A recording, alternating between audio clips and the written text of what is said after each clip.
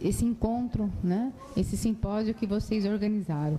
E eu acho que todos esses temas que vêm sendo tratados foram tratados com uma extrema sensibilidade. Especialmente, quer dizer, esse que nós estamos trabalhando, que tem a ver com essa questão da encruzilhada, e é um pouco isso que eu me sinto. Há uns anos atrás, eu fiquei sabendo do trabalho da ENI, e isso nos aproximou, quer dizer, nessa encruzilhada dessa vida, né? E é mais interessante que depois as minhas alunas vieram trabalhar com a ENI e deu assim, um impulso muito grande nos trabalhos que nós vamos desenvolvendo aqui na Faculdade de Educação Física, que tem sido tratada a questão do movimento, essa releitura do movimento, do esporte, em região urbana, na zona rural também. Então, toda essa forma nova de ser visto, né, a questão dessa atividade foi muito importante para todos nós. Então, e por isso que é de uma forma muito, que eu fico muito sensibilizada de ter sido convidada, de partilhar aqui com vocês. Bem, então nós temos aqui, né, as pessoas que vão trabalhar essa questão, né, das encruzilhadas e formas, corpos urbanos. Eu quero apresentar primeiramente a Cláudia Vanderlei, que ela é mestre em Linguística pela Unicamp, doutoranda no Instituto de Estudos da Linguagem da Unicamp e pesquisadora e colaboradora do Laboratório de Estudos Urbanos. A Eliana, que é mestre em Educação Física pela Unicamp, professora da Universidade Federal de Juiz de Fora, doutoranda na Faculdade de Educação Física da Unicamp e pesquisadora colaboradora do Laboratório de Estudos Urbanos. Também pelo programa nós temos o Renato, que o Renato ainda não veio, né? Mas eu vou apresentar de qualquer forma, porque se ele vier, que o Renato ele é formado em Artes e Educação pela FAAP de São Paulo, pós-graduação em Educação pela Unisantos, presidente de honra do projeto Tantan, que é uma ONG, e consultor de diversas prefeituras do Brasil na área de saúde mental coletiva, crianças e adolescentes em situação de risco social. Bem, então, primeiramente, né, nós queremos dar a palavra para a Cláudia, né? Vamos seguir o programa e depois para a Eliana. Então, em princípio, as pessoas têm 20 minutos para a apresentação, para depois nós entrarmos no debate. Tá? Bom dia. Alô? Tá bom? Tá. Então, queria primeiro agradecer ao professor Eni e ao pessoal do laboratório pelo convite e dizer para vocês que, bom, eu acho muito legal estar aqui. Não sei exatamente como é que a gente vai conseguir conversar nessa mesa, como é que a gente vai estabelecer esse diálogo aqui. Eu fiquei pensando, eu fiz um trabalho de mestrado sobre material de prevenção à AIDS e eu acabei desenvolvendo uma reflexão sobre a noção de biológico, que agora eu estou andando mais um pouquinho nela e pensando o organismo, né? E aí, bom, a questão do organismo, ela me pega muito porque quando eu estava lendo a Constituição da Biologia, o Darwin é a primeira pessoa que ele constrói a noção, ele dá para a biologia essa noção de ciência, porque ele traz uma lei, né? Então, se você dividir, né, entre exatas e inexatas, a biologia vai ser uma ciência exata. E isso é muito curioso, né? E aí eu estou tentando, bom, se a biologia é uma ciência exata, né, e a gente pode fazer uma reflexão a partir da análise do discurso, criticando a noção dela de organismo e, portanto, a noção dela de espécie e, portanto, a gente, né? Boa parte da nossa concepção que vai reger a medicina, a farmácia, nessas nossas práticas comuns, né? A gente poderia, eu imagino, através da análise do discurso, fazer uma crítica às matemáticas, à física e à química.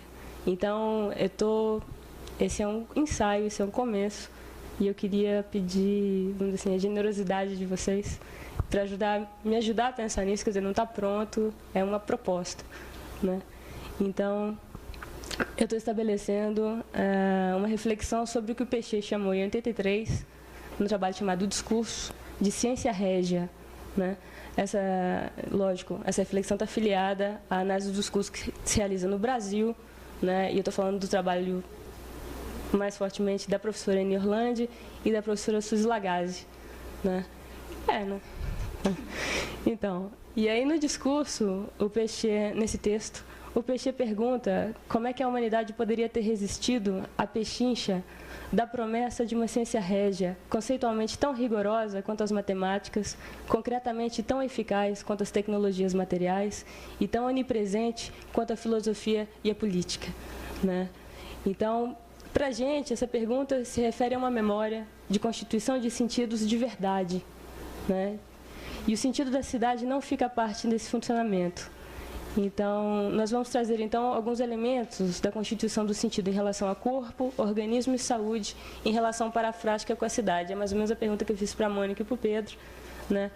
É que a cidade, desde Demócrito, assim, Platão já fala, né, coisa assim, os filósofos são a cabeça da sociedade, né, o corpo social, né, a noção dos parques como pulmões, a noção do sistema de água como sistema e de esgoto, né, como arterial venoso, né. Então, tem uma leitura possível da cidade que é muito sistêmica, que é muito funcional, né, e uma leitura possível de várias coisas que a gente faz uma metáfora com o corpo, assim, imediata, sem pensar muito nela. Então, o que eu estou tentando fazer agora é pensar isso um pouco com vocês, né. Então, exatamente, o que eu estou tentando é uma prática de reflexão parafrástica. Vamos ver se funciona, né. Então, nos interessa trabalhar, então, sobre os efeitos da passagem de uma metáfora de cidade orgânica para uma prática que pressupõe o funcionamento orgânico da cidade, tá? Esse é o problema, né? Se você pensa que a cidade, que alguma coisa, né, pode ser vista como organismo, você passa a tratar as coisas de forma sistêmica e funcional, né? E aí eu estou tentando trazer isso para reflexão. Então, esta pergunta é fundamental porque uma prática compreendida como orgânica apaga as questões da política através de um efeito de institucionalização dos conflitos, aí é a Suzy, né, que está me ensinando o que é político, e onde o Estado cuida e trata do corpo social, da ecologia urbana e os organiza, assim como a política de saúde cuida do corpo, seus cidadãos, os organisma. Eu não tenho uma palavra para isso, mas é isso, os corpos são organismados. Tá? É isso, porque a gente não tem outra palavra, né? A gente anda com os dois muito chapados, né? E urbaniza ou ecologiza o seu espaço. Então, a prática política é elidida da sociedade e a possibilidade de espacialização individual, pensando no indivíduo como pensa a professora Orlandi, se apaga pelo efeito da urbanidade. Então, no caso do sujeito, quer dizer, no caso da cidade eu não tenho muito bem uma solução, mas no caso do sujeito eu encontrei uma saída possível, né? Que é uma distinção entre sujeito bios e sujeito biológico. Para quê? Para conseguir falar alguma coisa que não seja um organismo, tá? O sujeito bios, para nós, ele está já lá. Então, estamos nos referindo às evidências simbólicas disponíveis que asseguram ao sujeito, inscrito historicamente e sujeito a falhas, que ele vive agora, né? Eu estou tentando jogar ele com a materialidade, né? É uma noção de subjetividade com a materialidade. Esse sujeito, então, já lá se posiciona em um espaço material que, semelhantemente, dá evidências simbólicas de sua existência, na medida em que se lhe opõe e que o constitui. Aí eu acho que é muito do jeito que o Pedro está vendo o trabalho dele. Então, realidade e sujeito se constituem mutuamente, né? Isso é o Peixe, de 75. Essa realidade também é fluida, né? E não é o que chamaríamos normalmente de natureza. É a partir dessa constituição no real que o sujeito se dá necessariamente uma ordem do corpo. Tá? Então, vamos tentar descolar essa noção de organismo da noção de sujeito, né? Da materialidade do sujeito, né? E, bom, aí, em relação à cidade, poderia dizer que o sujeito bios está no espaço material, na ordem do espaço, que não chamaremos cidade porque falamos do acontecimento no ponto de encontro de uma atualidade e de uma memória, constituindo relações de sentidos, e o sentido de cidade é um efeito histórico dessa prática discursiva no Ocidente, né? Aí eu chamo a atenção de vocês para a noção de aldeia ou para a noção de assentamento, né? Que não vão funcionar nessa constituição corporal, né? É nessa instância, para nós, que é possível compreender o trabalho do político. É nesse sítio que a abertura do simbólico e a inscrição material e histórica de um sujeito e de um real, dobrados um sobre o outro, e aí Pechet já nos fala da possibilidade de diferentes reais, que podemos compreender a prática política em análise do discurso. No caso do sujeito biológico, ele já é para nós uma função do imaginário ocidental e sua organização de sentidos é promovida fortemente pela biologia. É uma filiação que dá sentido ao corpo, um sentido histórico, e individualiza o sujeito em sua realidade corpórea. A identidade do corpo, constituída em uma memória de administração e identificação dos sujeitos. Isso é mais ou menos o que eu comecei a pensar no mestrado. Tá? E aí sim, vemos a cidade física, físico-química, orgânica, cidade aglomerado, o sentido do espaço urbano confundido com o empírico, funcionando. Né? Exatamente tentando ir contra essa metáfora que eu estou pensando aqui. Então, Pechet nos diz que uma das epistemes maiores do nosso tempo é o neopositivismo. Aí ele fala assim: ao momento moderno, contemporâneo, do rigor positivo, aparecido no contexto histórico da Constituição, enquanto ciências da física, da química e da biologia. Tá? Aí eu estou sublinhando biologia com vocês. Então, falta a mediação teórica posta na Constituição desse rigor positivo apontado. Isso é um problema para a compreensão da cidade-organismo. Nem tudo é cidade e campo, ou corpo e não corpo, ou corpo e anticorpo. Tá? O que eu estou tentando sair? Estou saindo dessa lógica disjuntiva que o Pechet diz que a gente acaba tendo nas relações sociais, né? Na institucionalização das identidades. Né? Fora da lógica disjuntiva administrativa, há uma ordem do espaço, uma materialidade. Aí estou me referindo ao trabalho do professor Orlandi, que escapa e que é necessário levar em consideração em nossa reflexão. Há uma civilidade e urbanidade que jogam com o que é material, e é necessário considerar suas diferenças e relações. E esse é o grande mérito, assim, eu acho, que o trabalho do pessoal do LabEurb, né, que é conseguir fazer essa descolagem teórica. Assim. Então, a ordem da cidade se apaga na organização urbana. Enquanto se lide a compreensão do espaço material, a cidade é significada como o habitat humano, sistêmico e funcional. Espacialidade urbana, significada pela discursividade da biologia.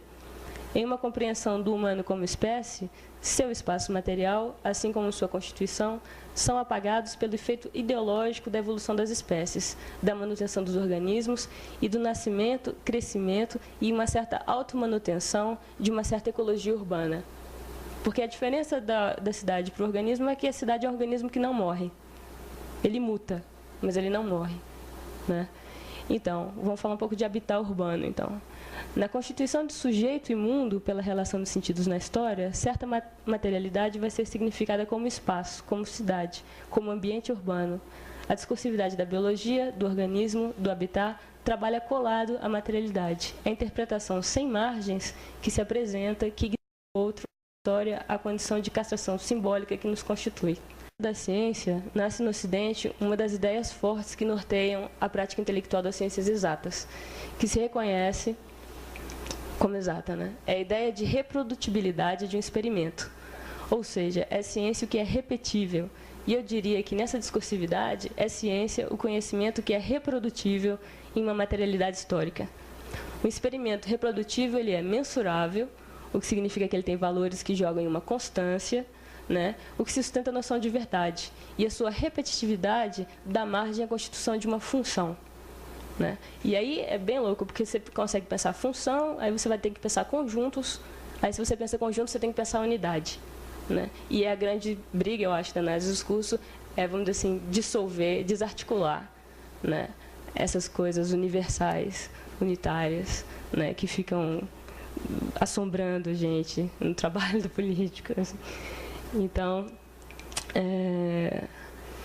a noção de função lato sensu é um efeito ideológico da reprodução de um evento sob a ilusão de sua repetitividade possível, que dá valor de verdade a uma discursividade.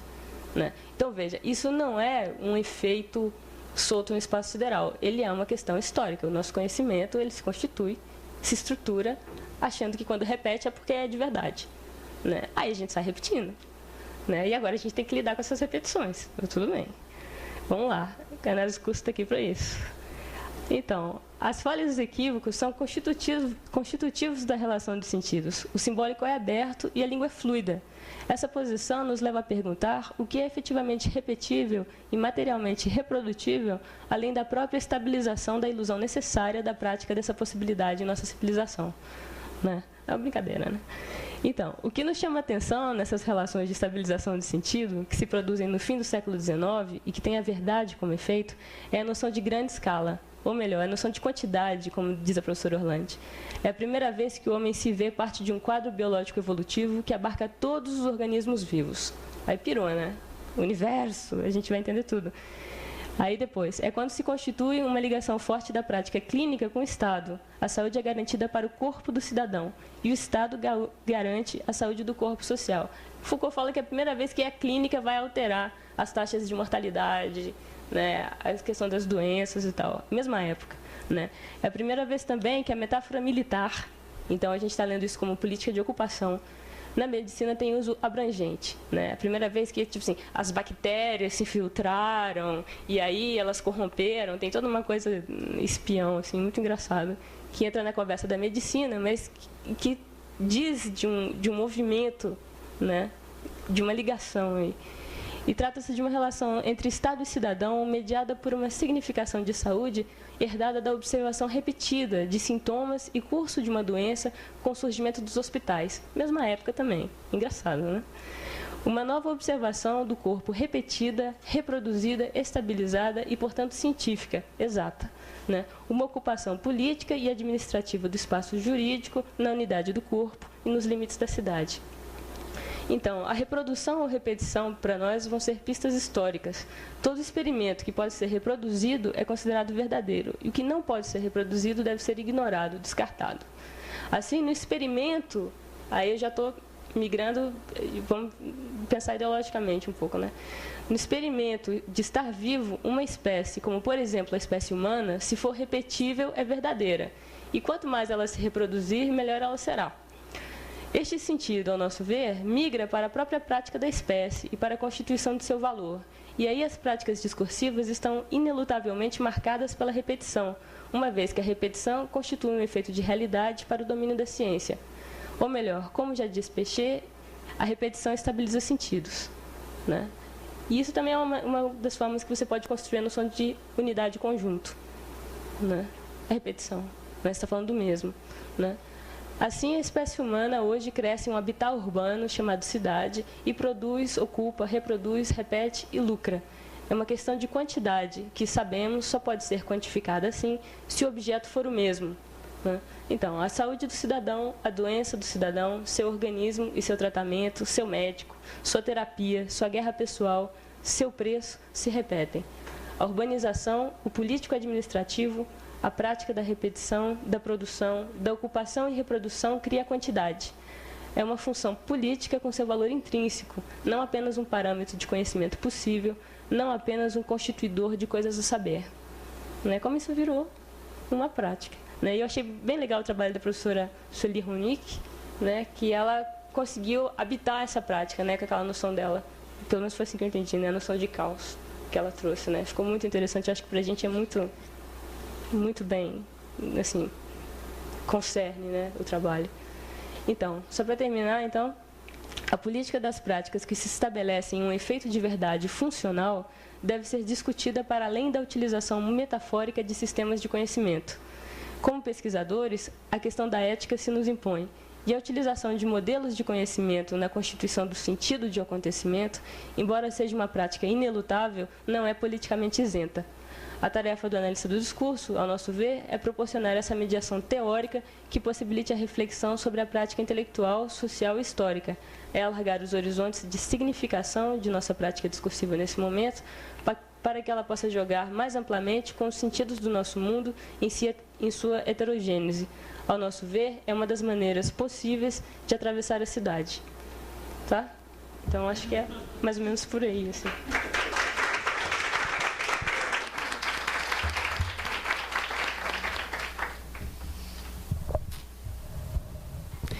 Muito bem, obrigada pela apresentação. Bem, agora vamos passar à professora Eliana. Bom, inicialmente eu gostaria de agradecer à comissão organizadora, porque é uma grande oportunidade de estar discutindo com vocês algumas reflexões, porque eu trabalho com algumas questões da cidade que ainda tem muito o que estudar, porque eu trabalho com a pessoa portadora de deficiência física, onde se tem o patológico definindo o social, e trabalho com a questão da dança. Como o nosso congresso aqui é sobre a cidade atravessada, eu trouxe um vídeo mostrando como é que o portador de deficiência atravessa a cidade. Você põe o vídeo para mim? Isso, eu tenho certeza que vocês já depararam com algumas imagens semelhantes, mas é só para reforçar.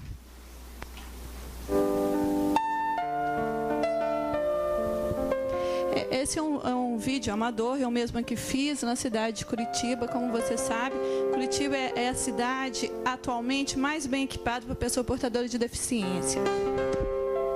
Desculpa. Mas ainda assim eu quero mostrar para vocês como que se atravessa uma cidade bem equipada no nosso país.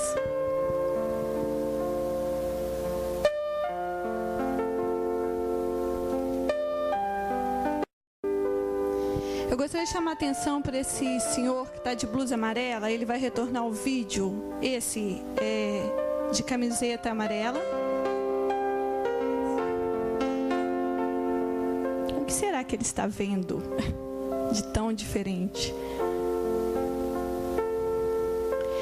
Repare todas as pessoas sentadas no banco, nesse banco à esquerda. Ninguém está vendo nada, mas de repente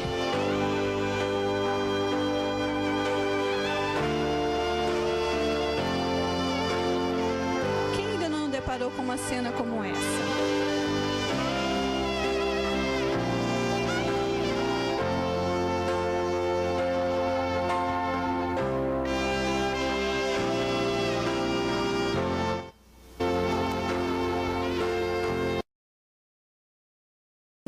Arquitetônicas. As pernas de um deficiente físico que usa cadeira de roda é a cadeira de roda. Mas para saber o quanto um passeio, essa diferença de passeio é imensa, só mesmo sobre uma cadeira de roda.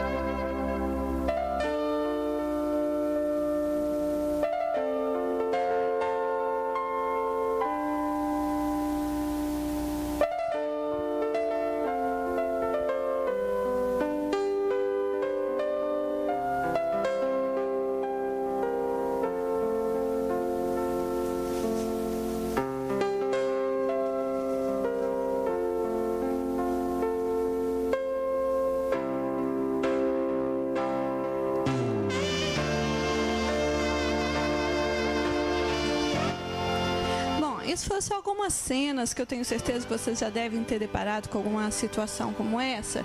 E para poder falar do meu trabalho, antes eu gostaria de relembrá-los que eu não sou linguista, mas ainda assim eu utilizei a análise do discurso para falar da linguagem não verbal, porque algumas situações não tem como não usar o verbal. E daí, para chegar à conclusão desse trabalho, eu usei duas metodologias, a análise do discurso e usei a teoria de Laba. Laba foi um grande professor que desenvolveu um método de dança. Eu vou passar para vocês, você pode retirar? Para vocês entenderem um pouco o que é a dança, eu vou deixar passando as imagens e vou estar lendo, eu vou ler o meu trabalho exatamente para não me perder em relação ao tempo. E com isso, para vocês não ficarem o tempo inteiro olhando para mim, vocês vão olhando as imagens. Bom, a minha tentativa foi de compreender o movimento corporal como linguagem, como discurso significado corporalmente, dando a este estudo o valor abrangente da comunicação de expressões trabalhadas na linguagem não verbal. Eu acho que você pode pôr um pouquinho de som para a compreensão dos sentidos da dança em cadeira de rodas como linguagem não verbal, a partir de certos princípios teóricos que dizem respeito aos efeitos do verbal sobre o não verbal. São esses efeitos que levei em conta para descrever os sentidos da dança produzidos no grupo estudado. Quando se assume a dança como linguagem, sabemos que ela necessita ser considerada um meio de comunicação diferente da linguagem verbal, porque ela tem ordem própria, tem suas especificidades significativas e, principalmente, porque ela não se significa por si própria. A dança se significa porque os homens dançam e estabelecem relações de sentidos entre si, ou seja, existe uma relação do homem com o simbólico constituído pela história e pela cultura. Discursivamente, a dança é estruturada diferentemente da linguagem verbal, já que a dança se estrutura para mostrar sentidos. Muitas vezes, ela não comunica sentimento e ideias que podem ser ditas com palavras. Em alguns momentos, esse discurso, este trabalho, me deparei com o que se pode chamar de não sentido. E aí, eu me reportei à professora Eni, onde ela diz que o não sentido não significa sem sentido, mas sim aquilo que vai significar e que pode significar. Com isso, o trabalho da análise de discurso, que incorpora o que é significado pelo corpo, está presente neste trabalho no sentido de dar linguagem, discursividade, para dizer coisas que a dança propicia, mas que ela não diz porque ela significa de outra maneira. Por isso, com a análise de discurso, foi possível interpretar alguns sentidos sem perder a especificidade da linguagem da dança. Então, a dança não é vista como uma alternativa de comunicação. Ela é um outro discurso, é uma outra maneira de significar que não pode ser reduzida à linguagem verbal. O homem tem necessidade dessas diferentes formas de se significar justamente porque uma maneira de comunicação não é redutível à outra. E o sentido não tem essa completude. Segundo Orland, de 1996, o simbólico é aberto. Diante disso, podemos perceber que o significado da dança é complexo e ambivalente, pois penso que o sentido da dança depende das experiências pessoais. No desenvolvimento dessa pesquisa da dança como linguagem, muitos aspectos vão aparecer como importantes para a produção da comunicação não verbal. Quem diz, para quem diz, onde diz e como se diz, são essas categorias do movimento que constituem as condições de produção de sentido da linguagem. Esse vídeo eu gostaria de mostrar para vocês uma analogia que vocês viram que é a pessoa portadora de deficiência atravessando a cidade. E aí eu estou mostrando para vocês o dançarino portador de deficiência. Como é que ele é visto dançando? Isso são imagens feitas num shopping de 5 andares na cidade de Joinville. E aí eu gostaria que vocês prestassem bastante atenção nas pessoas enquanto elas estão vendo os deficientes dançando. Bom, dando continuidade, a técnica da dança moderna, adaptada às condições motoras individuais a cada dançarino, foi utilizada em função de ampliar o conhecimento acerca da linguagem do movimento, assim como servir de instrumento facilitador para a descoberta de habilidades motoras específicas. Deste modo, a aquisição das habilidades específicas da dança não foram impostas por uma determinada técnica. Ela foi adquirida por um método onde o dançarino pode determinar o seu processo de descoberta do conhecimento corporal para que ele pudesse constituir sentidos que significassem os seus sentimentos expressos pelos gestos corporais simbolizados, materializados na linguagem não verbal. A partir do momento que se constitui a forma material de expressão, ele constitui a própria identificação. Deste modo, o sujeito se reconhece no sentido que se produz e intervém na sua relação com o social. Com a nova ênfase dada à pessoa do dançarino e à sua potencialidade de autocompreender seu processo de significação, todos os conhecimentos técnicos passaram a ser aplicados em função do desenvolvimento técnico-artístico dentro do sentido que o mesmo possui dos gestos no movimento. Descobri, assim, a importância de focalizar o sentido da dança produzida pelo dançarino, ao contrário de focalizar o seu produto, que é a sua dança. Nessa perspectiva, a dança se afirma pela sua importância de significar simbolicamente toda uma concepção de mundo e sociedade.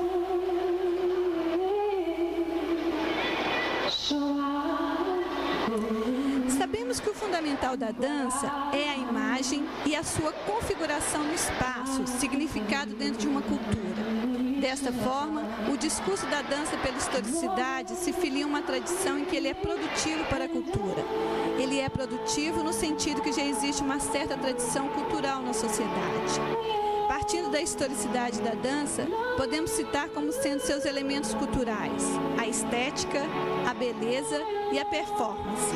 Portanto, quando propomos a dança moderna para o portador de deficiência física, incorporando um elemento como sendo um objeto de significado na gestualidade do movimento, que é a cadeira de rodas, ela traz por si só as marcas da historicidade, ocorrendo assim uma transferência de sentidos que é vista de forma negativa. Assim, a cadeira de rodas necessita passar por um processo de ressignificação, que tem que ser trabalhada como um elemento da arte. O que se vê no trabalho de dança em cadeira de rodas é que ela produz sentidos implícitos que são mais fortes do que os que não são ditos. Inicialmente, a cadeira de rodas produz o sentido da deficiência, sendo esta o marco da diferença do sentido sociocultural de uma sociedade. Isto porque aí os sentidos são regulados institucionalmente para serem interpretados a partir de uma cultura que já tem pré-construído para ser interpretação dos sentidos. A cadeira de rodas dentro do processo cultural é um elemento constrangedor e subjacente. Portanto, para transformar os sentidos da cadeira de rodas enquanto significado de deficiência, falhas e erros, é necessário mexer com a relação desse significado com o social. Para isto, é preciso que a dança seja significada nessas pessoas de tal maneira que permita que elas possam atuar e deslocar esse implícito das pessoas. É necessário que a cadeira de rodas deixe de ser um elemento estigmatizante do deficiente físico e passe a proporcionar-lhe a possibilidade da dança enquanto elemento de prazer do corpo. Para isso, ela deve se tornar um instrumento ressignificado, reinventado pela própria dança. Essas transformações se fazem presentes porque foram se significando diferentemente ao longo do processo. Isso nos mostra que o sentido da dança transforma a relação das pessoas portadoras de deficiência física com elas mesmas, para que a partir daí elas possam transformar a relação pessoal com o próprio público. Nesse sentido, a dança intervém na constituição do sujeito e na relação dele com o mundo. Desta forma, a dança em cadeira de roda nos permite compreender a dança além do que ela já foi compreendida na nossa sociedade. Do ponto de vista metodológico da análise de discurso, quando pensamos os sentidos da dança através da paráfrase, percebemos que durante um determinado tempo de trabalho com a dança, permanecemos na repetição dos seus sentidos. Mas este momento da repetição tornou-se importante porque, através da repetição, tivemos oportunamente a possibilidade de deslocar esses sentidos. Este momento pode ser verificado a partir dos vídeos que eu realizei de 1990 a 1996, pelo qual essas foram algumas imagens que vocês viram.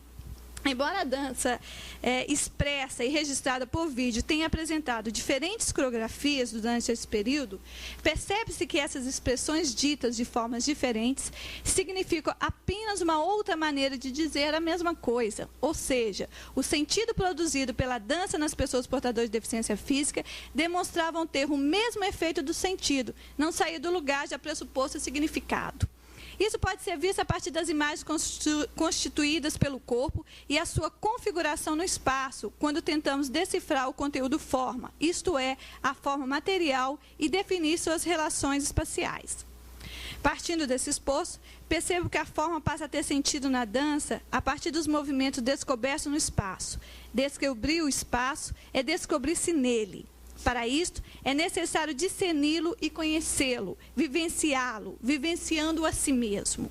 Essas descobertas são processos que se interligam ao próprio curso de estruturação da percepção dos sentidos na dança. As possibilidades da pessoa sentir e pensar-se dentro do meio que vive. Do ponto de vista metafórico, percebemos que nos sentidos da dança, registrados a partir das coreografias desenvolvidas entre o período de 92 e 95, depois de um processo de reelaboração, ocorreu um deslizamento dos sentidos, embora muitas vezes eles estivessem fazendo a mesma gestualidade. Já estava ocorrendo uma modificação dos sentidos expressos por eles, ou seja, as pessoas portadoras de deficiência já estavam afetadas por deslizamentos de sentidos, metáforas ocorridas através da dança. A este respeito, Orlandi, 1990, diz que o sujeito, ao dizer, se inscreve na história. E, ao se inscrever na história, ele faz transferência. E aí, a metáfora em grego significa transferir de sentidos. E, ao transferir, pode haver efeito de deslocamento de sentidos. Sendo assim, o que justifica essa mudança de um momento que podemos chamar de momento A, passando para um outro momento que chamamos de momento B, acredito ser a introdução de movimentos corporais, visto do ponto de vista da linguagem não verbal, onde os efeitos de certos sentidos puderam ser transformados através de uma proposta etnográfica discursiva. A coreografia é justamente o lugar que isso é trabalhado. Nesse sentido, apontarei como sendo algumas contribuições da dança para as pessoas portadoras de deficiência física. Primeiro, a dança, ao estabelecer parâmetros das dimensões corporais e das suas relações, pode ser um instrumento para o autoconhecimento e a descoberta das possibilidades de transformações sociais. Segundo, através do movimento, o deficiente articula-se interiormente entre o sentir e o mover-se, podendo ter a dança como mais uma forma de expressão e comunicação.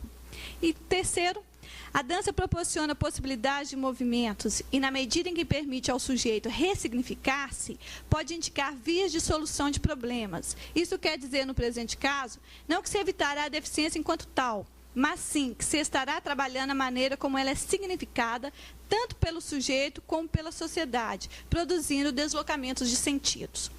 A partir das entrevistas realizadas, percebi que por diversas vezes, por sujeitos alternados, vê-se nos discursos analisados a questão da superação da condição de portador de deficiência física.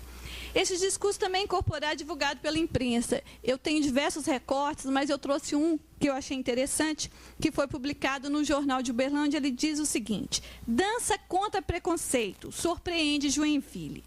E aí a reportagem.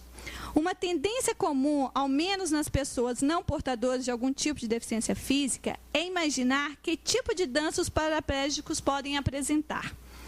Eles estão aptos a apresentar o mesmo tipo de dança que muitos bailarinos tidos como normais podem apresentar, dispensando inclusive o uso das cadeiras de rodas.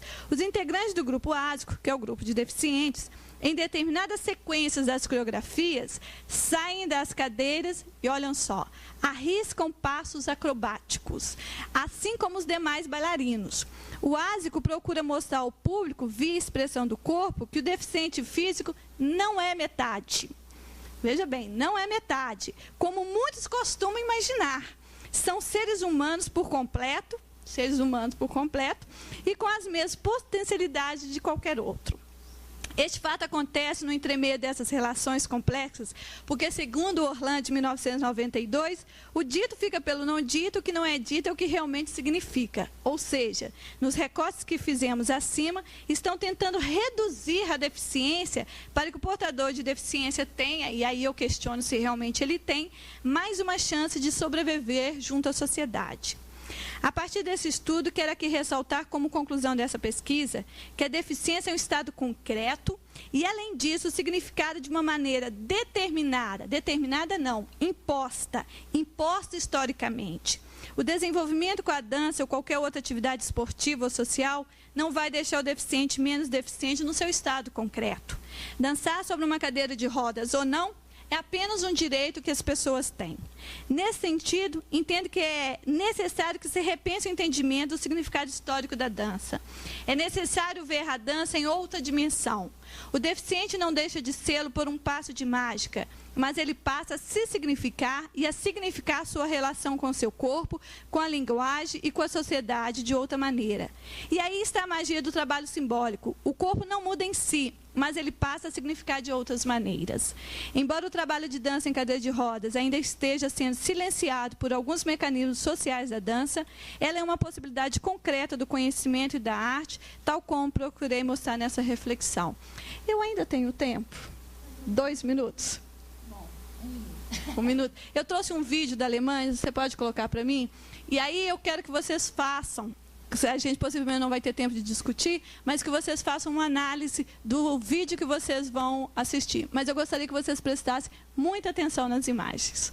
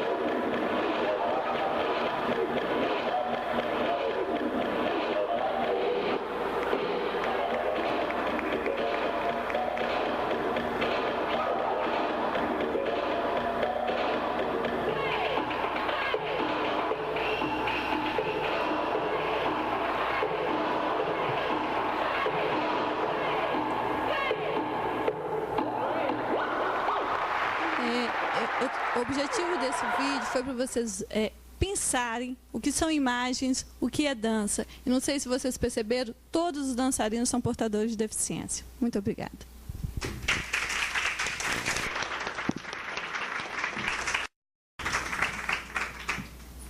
Bem, nós estamos...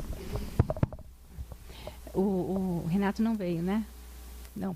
Então, quer dizer, pelo fato de nós termos atrasado, né, na primeira sessão e também com a ausência do Renato, então nós estamos quase terminando no horário correto.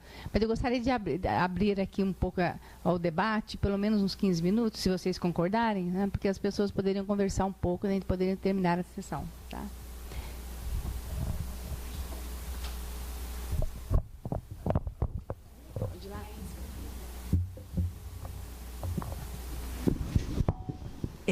É para a Eliana, eu já tinha ficado muito impressionada, tanto com teu trabalho quanto com os vídeos, né, quando se apresentou no laboratório, e hoje eu continuo a ficar assim impressionada. Então, não é uma pergunta, é um comentário, né?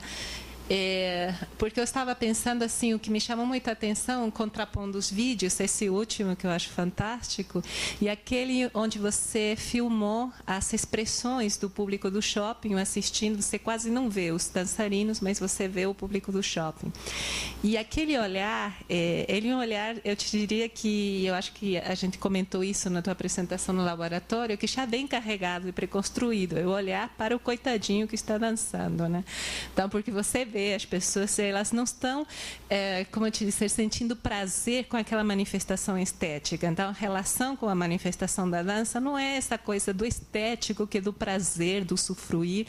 Você vê as pessoas sofrendo com aquela apresentação, com aquela performance, chorando, todas muito assim, encabuladas, enfim, né? E depois a ovação final, como dizendo, bom, parabéns, você se superou, né? Aquela coisa toda. Que é o que o último vídeo que você passou não permite, né? Justamente por apagar, né, o corpo e apresentar o movimento, né, a dança enquanto um movimento puro, né? Não acontece isso. Você tem uma reação de surpresa no fim. Então, eu estava pensando, talvez, porque você disse como o deficiente físico ele consegue se significar através da dança. Eu estava pensando como é que a sociedade consegue significar um outro olhar sobre o deficiente físico através da dança. Porque aquele vídeo teu, né, mostrando as reações no shopping, mostra que, embora o deficiente esteja já se significando de uma maneira diferente, se simbolizando de outra maneira, e o corpo dele passa a ser outra coisa, o olhar da sociedade continua cristalizado naquele mesmo lugar, né?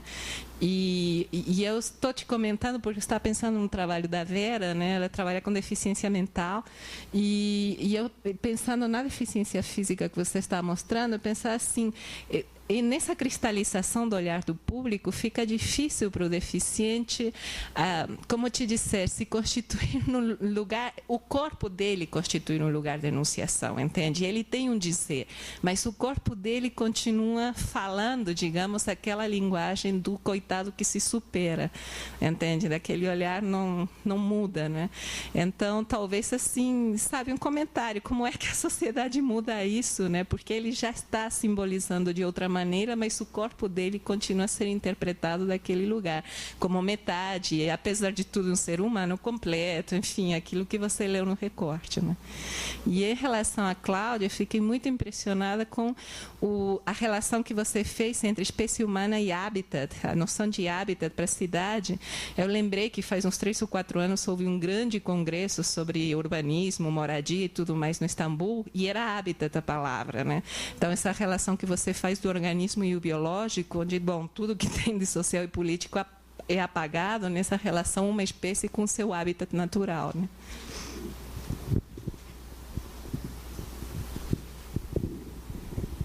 Eu quero agradecer a sua colocação, e a questão é tão complexa, que, a princípio, no mestrado, eu estudei o sentido da dança para o deficiente, e agora, no doutorado, é entender como é que isso está se dando pela sociedade, porque, senão, não faz muito sentido.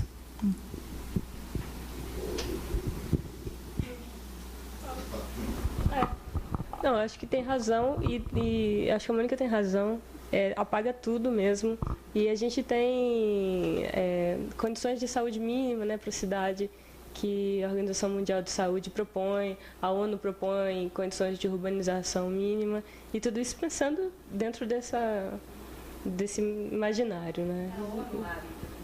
A ONU pensa assim. Eles são legais. Tá, bem.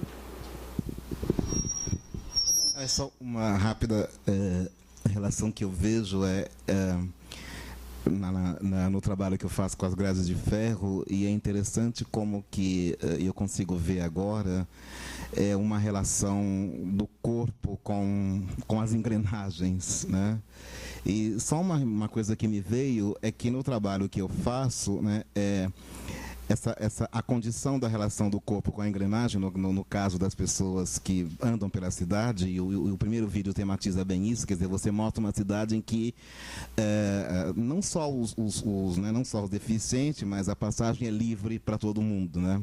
E como que nessa coisa numa cidade como São Paulo, em que vários lugares, várias passagens você tem interceptação por grades de ferro, como que essa relação com a grade de ferro, ela tematiza uma interrupção no movimento, né? Uma espécie de renúncia a um movimento, uma espécie de rarefação do movimento, né? E no caso da dança, não, né? Quer dizer, no caso da dança, do ponto de vista que você trabalha, que é o olhar da cidade sobre o deficiente que dança e as possibilidades mesmo de constituição de si do deficiente, que é muito marcado pela falta, né? Quer dizer, essa engrenagem, né? Quer dizer, essa relação, essa conexão do corpo com a engrenagem trabalha sobre uma falta, né? E é uma falta que, para mim, é muito essa coisa da invisibilidade, quer dizer, que põe em questão o movimento, né? O movimento, a impossibilidade de uma certa visão de movimento, né? E só uma relação que eu vejo direta com a Cláudia, que tem que ver com a intervenção que ela fez hoje de manhã, que é essa, né? Que acho interessante o seu verbo organizar, né? De como, quer dizer, há esse gesto da sociedade que faz essas, né? Que faz essas possibilidades do deficiente poder entrar nas rampas e tudo mais, como que tem um corte aí, né? Uma memória de discurso que é realmente de submeter o deficiente a uma organização corporal, né? E aí isso vai, me parece que fazer efeito na maneira complexa que a Mônica questiona com que a sociedade olha o deficiente dançando, né?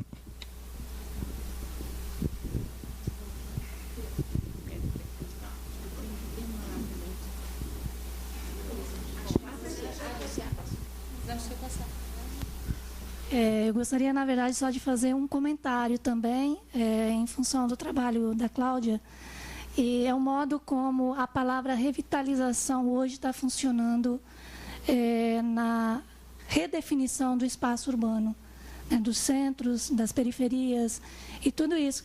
E revitalização traz a palavra vital, né? Então, acho que tem, assim, algumas relações, alguns pontos de consistências, e aí eu gostaria de retomar algumas coisas que eu falei ontem, que são coisas que estão acontecendo agora e que a gente pode começar a perceber a relação. E aí eu também gostaria de relacionar isso com o que eu achei muito feliz a associação que o Pedro fez, entre a instalação das grades e o ritual, né? Ele fez uma associação, vou até querer falar um pouco mais com ele depois sobre isso, mas é o modo como o vital e o ritual também começam a se articular, né, de alguma maneira, e adquirir sentidos, né, nesse tecido urbano, né? E o ritual, assim, já de uma maneira diferente de algumas formas de sociedade que não é essa que a gente tem aqui, né? Só um comentário.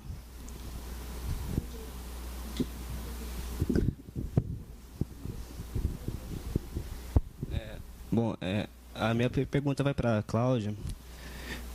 Antes de mais nada, o meu nome é Marcelo, eu sou graduando em História no IFCCH, aqui na Unicamp mesmo. Antes, eu gostaria de fazer uma breve reflexão sobre a relação mesmo entre discurso e história.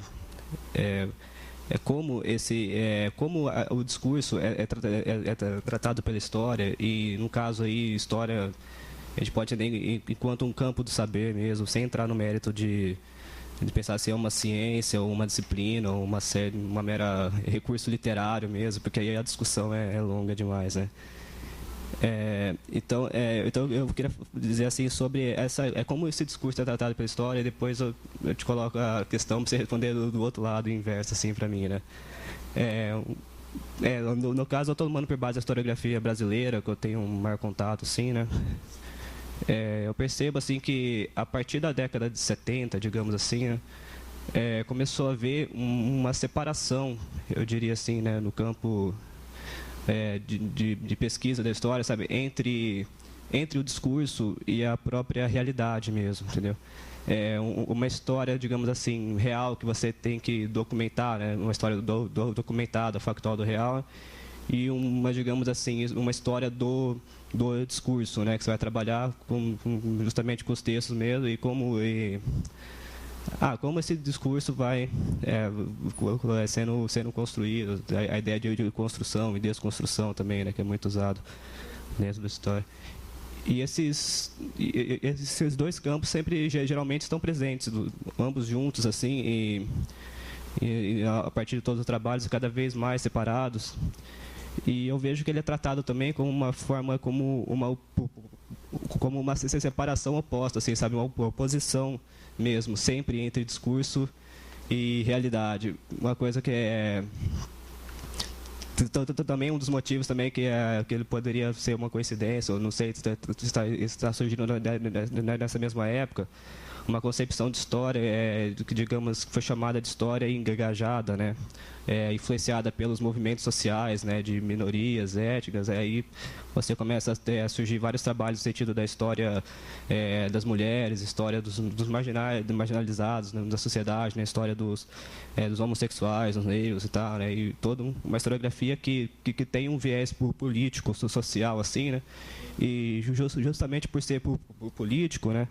Ele toma um partido, né, que seria o partido contra o discurso. Então, no caso, o discurso sempre é tomado como um discurso do Estado, um discurso oficial, né, um discurso que oprime, que reprime, né, essas coisas, né, e tenta-se buscar a história real, assim, né, o que realmente aconteceu, ou seja, o que ficou na minha memória e o que realmente aconteceu, né, seria mais ou menos isso, né. Bom, agora sim eu lanço a pergunta, assim, né, que eu gostaria de colocar dentro desse campo da análise. Bom, a memória, assim, pelo pouco que eu pude conhecer da análise de discurso, é uma novidade para mim ainda, né? Eu vejo a memória assim como sendo a própria materialização da história na língua, no discurso mesmo. Se eu estiver errado, qualquer coisa vocês me corrijam, assim, a ideia da memória discursiva, né? Isso que vocês utilizaram. Então eu queria perguntar o seguinte, como você vê essa relação entre a memória e a história, certo? E o seu funcionamento dentro da própria análise de discurso? É uma pergunta mesmo.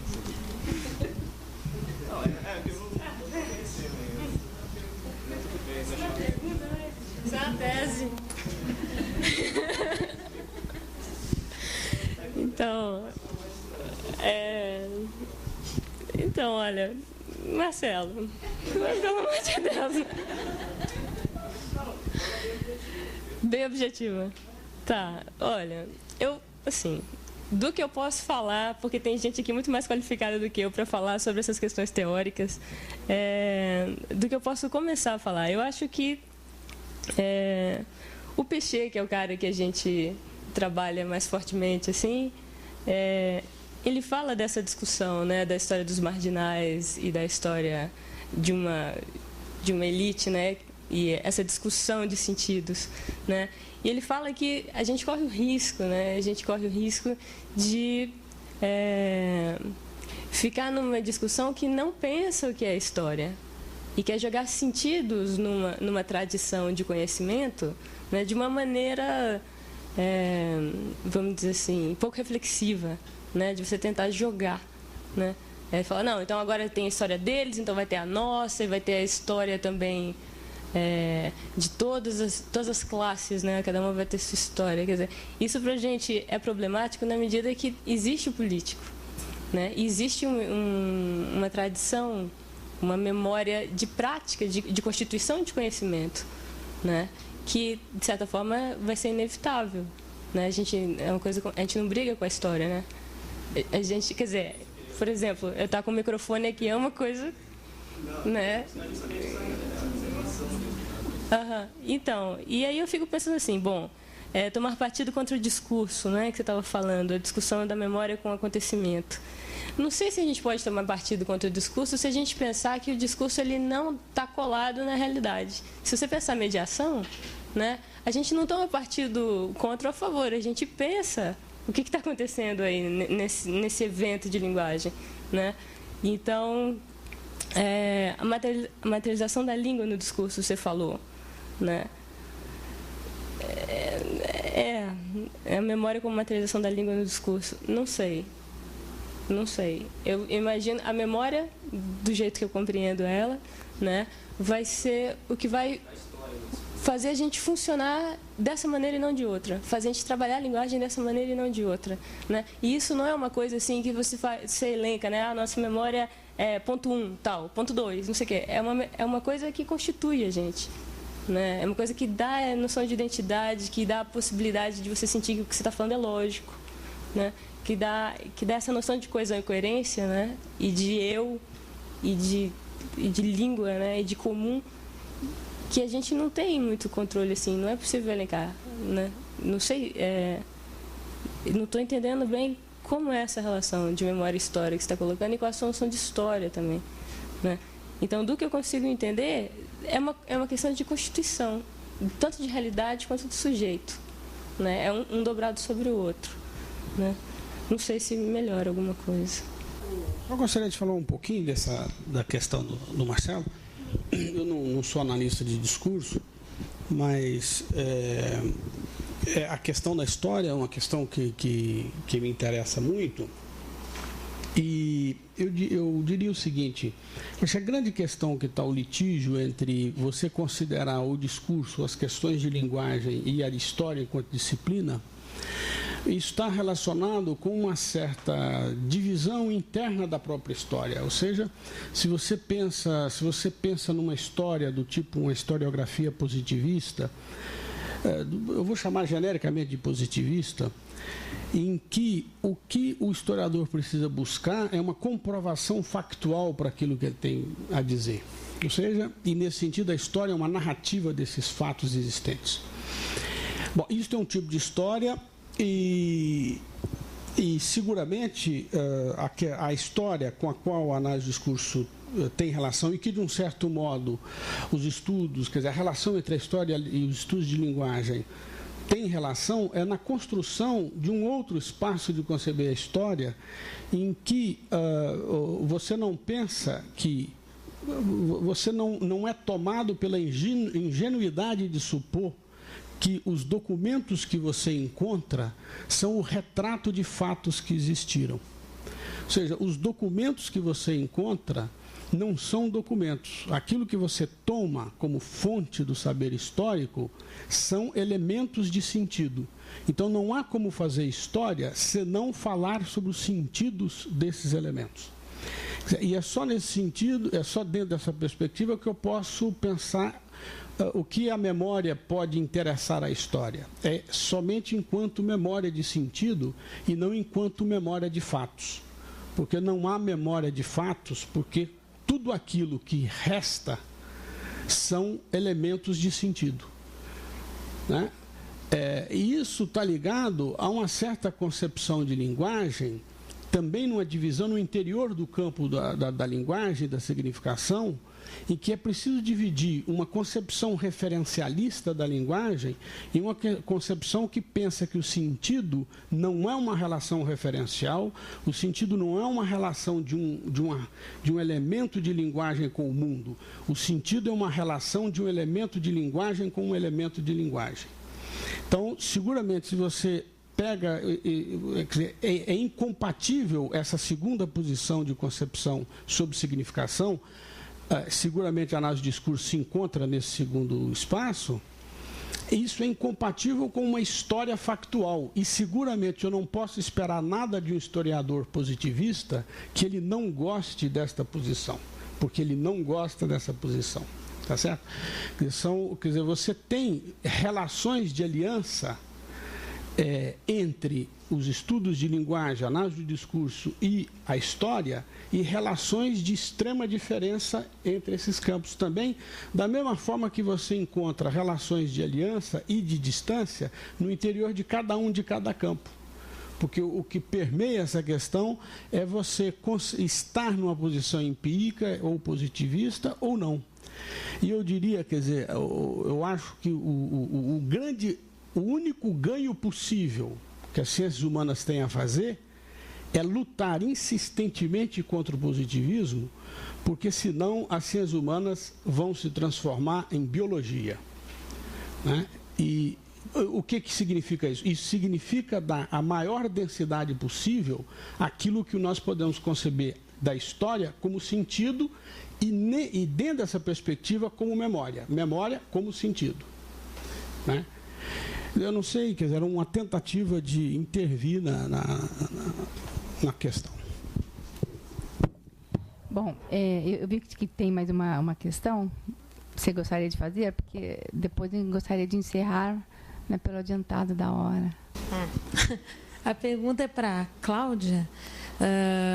Queria só estar pensando um pouco nessa relação que você está fazendo, tanto na ideia de sistema, urbanidade enquanto sistema e o corpo concebido enquanto sistema.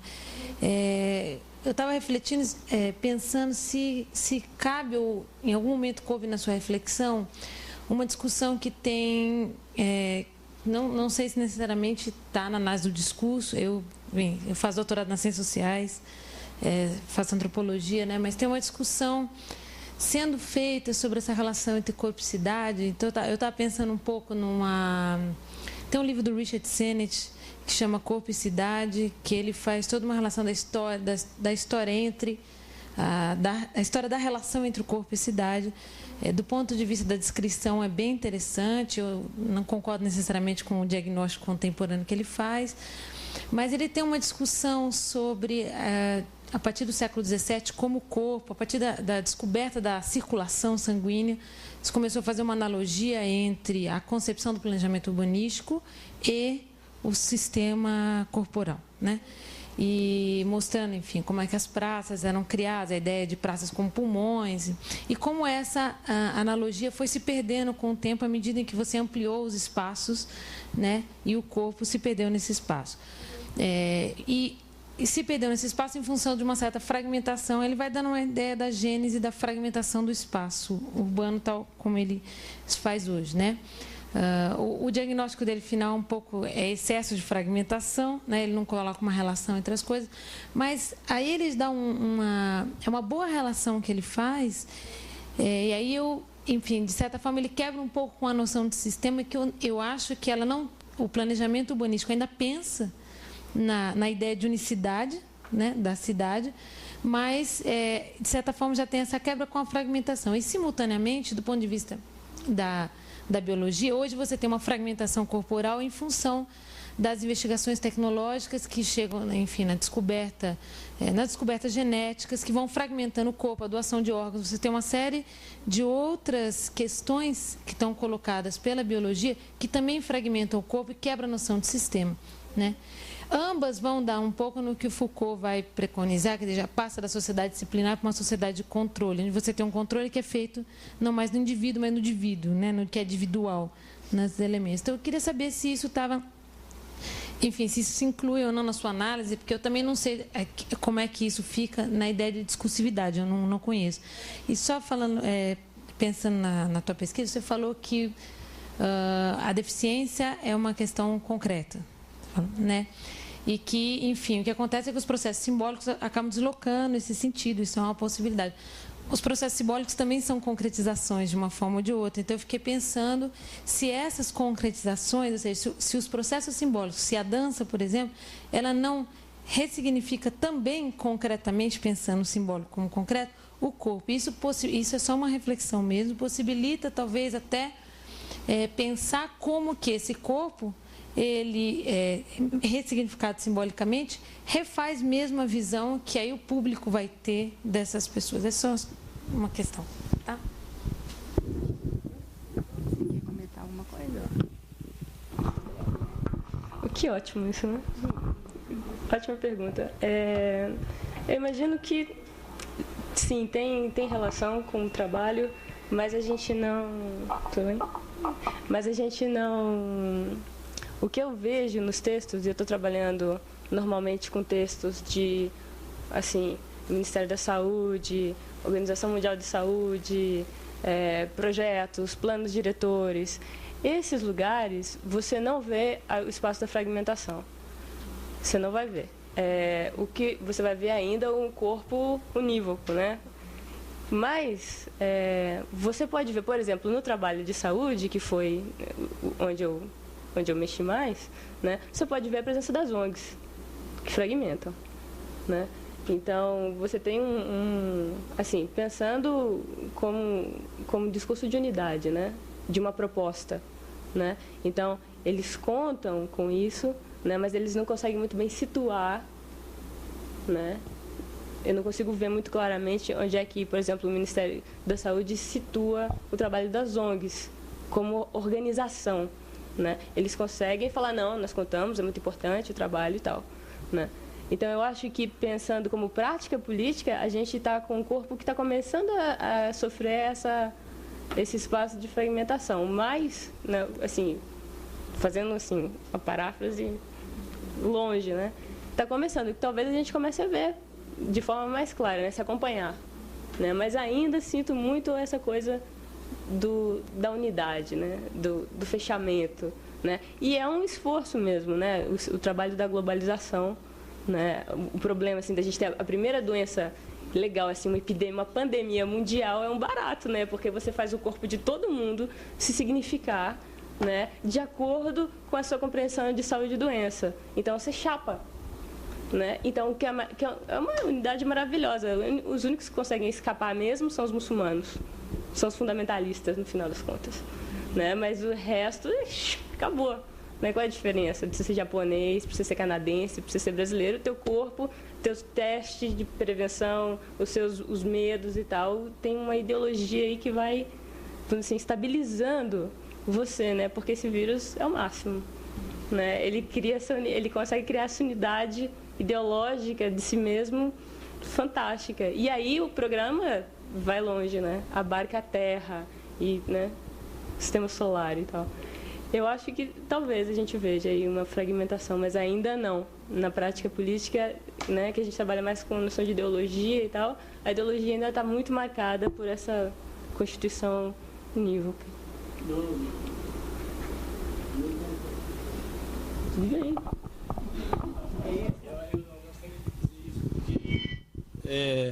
A noção de ideologia, evidentemente que ela é o lugar da homogeneização, disso você tem razão. Mas uma coisa que o campo de estudos de linguagem que lida com ideologia, por exemplo, análise do discurso, seguramente uma contribuição fundamental que este campo traz para a noção de ideologia é que a ideologia é heterogênea relativamente a si mesma. Então, e é isso que faz com que essa noção de ideologia que está na análise do discurso não seja autosseriana. Então, é preciso... eu acho que é bom precisar, porque senão a gente deixa ressoar efeitos sobre a noção de ideologia que está em curso nesse campo com o qual a gente se relaciona, que não cabem nesse campo. Sem dúvida, a gente trabalha com essa possibilidade da abertura, da falha, da mudança, do equívoco. Isso não é assim, isso é uma, assim, como é que eu vou dizer isso? Na teoria, né, a gente considera isso, mas no corpus que eu trabalhei, Eduardo, e eu acho que talvez eu não tenha falado isso de uma forma compreensível, não sei, mas eu imagino que é isso, de um objeto que a gente está falando, esse objeto, ele é constituído na ilusão do fechamento, né? E se a gente considera que não é fechado, porque a gente tem uma teoria que abre um espaço para reflexão sobre isso, né? Não quer dizer que isso não funcione, né? E não quer dizer que a gente não sofra os efeitos disso, né? A gente continua tomando medicamento e fazendo teste e sabendo se é positivo ou negativo, né? Não tem neutro. Não, o interrogativo agora já está funcionando, até cadê o Pedro? Eu até falo para o Pedro isso, o interrogativo já está funcionando como um problema, né? Um problema a ser sanado, porque não pode. É uma dificuldade hoje. Bom, Eliane, você quer comentar rapidamente? Não. Bom, eu gostaria, então, de fazer um encerramento e eu gostaria de começar até a falar alguma coisa com relação, quando a Cláudia sentou aqui, ela falou, puxa, como é que será que vai ser, né, o diálogo, a conversa nessa mesa? Eu acho que ficou muito claro, procurando fazer até uma relação entre as duas falas. Um dos grandes problemas dessa encruzilhada que nós nos encontramos, essa armadilha, né, que nós caímos, foi a questão da forma com que o conhecimento ele vem sendo trabalhado, né? E eu acho que um dos pontos muito interessantes que foi tocado essa questão do positivismo, do neopositivismo. O neopositivismo ou o positivismo mesmo, ele não trata bem a questão da diferença, ele dá essa questão do achatamento. Então, o diferente, ele é diferente mesmo. O deficiente é diferente de nós. Né? Ele tem partes, né? Como eu acho que foi muito interessante quando a Helena trouxe aquele jornal e fala como é que a mídia trata essa questão. Quer dizer, a mídia também ela é uma das grandes responsáveis, como é que é esse mundo que nós estamos trabalhando, sabe? E tem um ponto importante, quer dizer, essa releitura desse conhecimento, eu acho que o Eduardo traz bem, quer dizer, qual o papel das ciências sociais, a gente lutar por essa questão desse positivismo, né? Toda essa forma de mundo, mas é isso, essa releitura tem que partir também de nós mesmos, como é que nós trabalhamos isso nas nossas vidas, sabe? Que isso é muito difícil, né? Quando eu estou com dor de cabeça, eu vou tomar Melhoral. Né? Quer dizer, eu estou me vendo como essa cabeça totalmente separada de um corpo do meu estilo de vida. Sabe? Então, eu acho que está tão engendrado em nós, né, essa questão do positivismo, embora que a gente fale que está fora, mas ele está dentro da gente. Nós estamos nascendo com ele. A criança está sendo ensinada dessa forma, na escola, fora. Então, está sendo muito difícil a gente romper com isso tudo. Sabe? Então, essa questão muito... que eu acho que foi trabalhado nessa mesa, eu acho que existia uma relação muito forte, né, nessa questão do conhecimento do deficiente, como é que nós vemos tudo isso. E foi muito importante essa mesa trabalhar essa questão dessa encruzilhada, e como é que dessa encruzilhada se trazem essas formas que nós vemos hoje, né, e que nós precisamos começar a reler, né, ensinar uma releitura para os nossos alunos, para os nossos filhos, para os amigos, enfim, né, de uma forma diferente, que existe um mundo diferente, sabe? E essas novas organizações que foi tocada, essas ONGs, né, de revitalização da cidade, desse urbano, né, é uma experiência muito recente para a nossa espécie. Né? Nós estamos na cidade há muito pouco tempo, nós estamos no rural há milhares, bilhares de anos, antropologicamente falando. Né? E nós estamos com uma experiência muito, muito recente na cidade, nesse convívio, né? E com um conhecimento, né, muito partilhado, que não é próprio de nós. Então, gostaria de deixar essa mensagem a vocês e eu quero agradecer a mesa e a participação de todos.